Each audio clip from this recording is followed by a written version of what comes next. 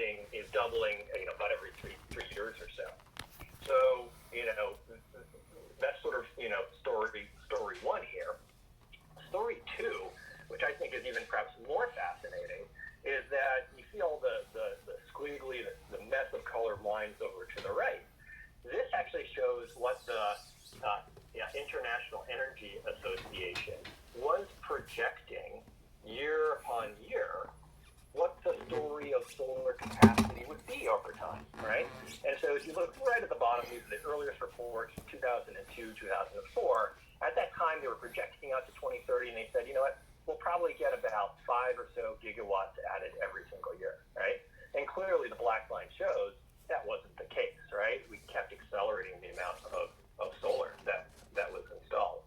But what's really fascinating, right, is that, as time goes on and these reports keep coming out and the actual reality of the solar capacity that's being installed is increasing, the nature of the projections actually don't change, right? The base point, the reference point, always starts on, okay, well, where did we end up last year? How do we think about what's going forward, right? And it's a very linear, type of projection, right? So we sort of haven't been able, at least, through best experts here at the IEA, to kind of really think about, how to predict the future. And this accelerating kind of tendency is at the heart of digital. And what makes it so disruptive, right, in a business context, is that this phenomenon is so deceptive, right? Our human minds actually really struggle to make sense of it. And so we've got incredible technological change coupled with individual and organizational challenges in terms of how we're thinking about keeping up with it.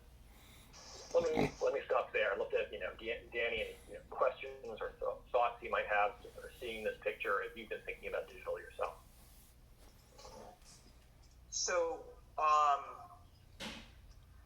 one thing that I forgot to do is set the ground rules. So, if people want to raise their hands, they should do so virtually with the raise hand option. So there'll be a little blue hand. But actually, this is a nice inflection point of where we might stop and see if anybody has any questions just about this slide, this observation. So, Danny, I don't see any raise hand function. Where exactly it is? If you go to the participant area, okay, got it. Then you should be able to raise your hand. Yeah, got it. But my guess is, therefore, you have a question. I mean, not exactly, but yeah, since you asked, I have a question. I mean, the question is, all these forecasts by international agencies, how realistic they are, not just IEA, in general, an international agency, many of these forecasts have failed. So I'm trying to see, what's the value of these forecasts? I think you get right to the heart of it, right? Which is, we've got, experts, and by the way, I'm just, in some sense, picking on sort of solar here, just one example of where we're seeing rapid digital change. But it's the broader phenomenon, I think, of how we as individuals and businesses think about the change that is happening in technology and in business today. And I think for our clients, having a mindset to just recognize, very different patterns of change is very important because it helps dictate the appropriate response. And so I think, and this is my supposition, is that, we're very good, of course, linear thinkers. In the business world, we've been also accustomed to think about the business cycle, right? So the sort of the ebbs and flows, the natural ups and downs of the business cycle. But what's, perhaps different, or something that we also have to take into account when we're talking about digital change is that, the change may neither be linear nor what tools, therefore, do we need to employ to understand and respond and anticipate, that change? So forecasting is just, I think, one of the areas that is under pressure. But you can see this, right, in other areas as well, where all of a sudden, a small startup, pick one, has seemingly come out of nowhere to challenge the incumbents. And sometimes, right, the incumbents have seen the threat coming, but maybe didn't recognize how quickly it would come. And so that's I think, the absolute right, the challenge to forecasting that digital change has is profound, and it's something that is seen in many different venues, not just this one solar example. Thank you. Yeah. In fact, you want to? Yeah. Sorry. No, I was going to say, so this is a moment where you could either transition to a different slide, or alternatively, we can. I can see if there's another question specifically to this, because I think there's a broader issue here of many of the assumptions we make are in fact based on this linear thinking, as your next slide actually shows. So I won't say anything else and let you talk.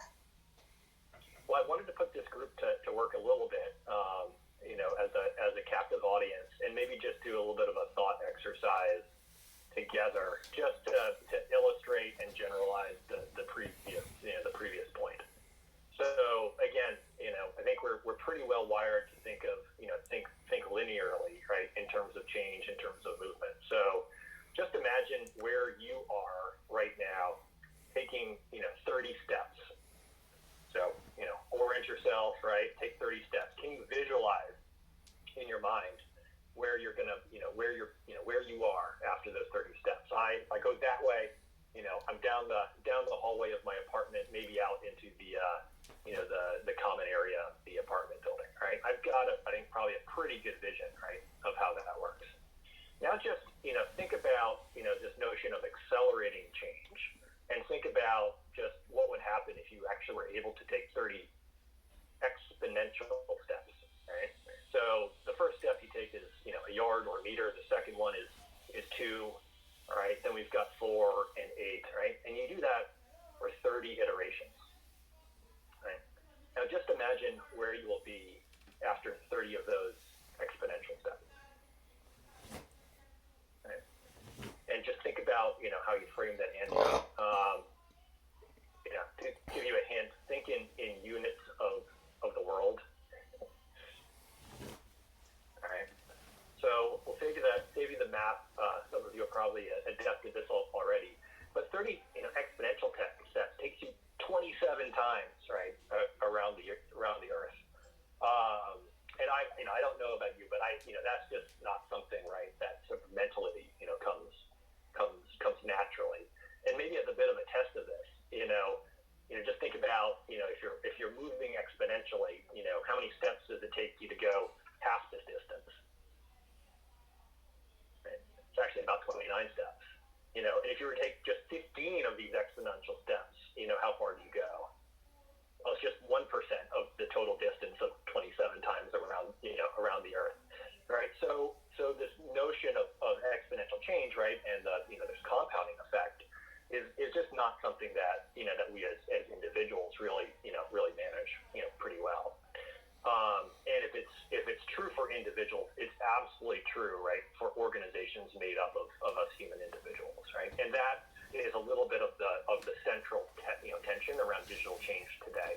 We have digital technologies moving and advancing often at these accelerating rates, and we have our human organizations that are often much more linear in fashion, right?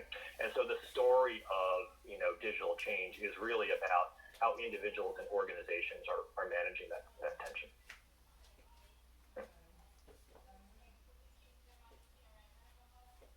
So one fundamental question that emerges from all of this, Tom, how do you convince CEOs that realize they can't be linear, but who were really struggling because this kind of way of thinking is just so different than what they've done up until now. Yeah. Yeah. So many CEOs at this point actually I don't think need convincing, right? So they know and they see change. And by the way, that's different than 5 to 10 years ago. But at this point, even if they're not using kind of the language, right, of accelerating change or things like that, the imperative to change, I think, is being felt, very, very strongly. So that is in fact, I think where most pieces are already, most leaders are actually already. The question then really is around the how, right? How do you take organizations, that are, from public companies, right,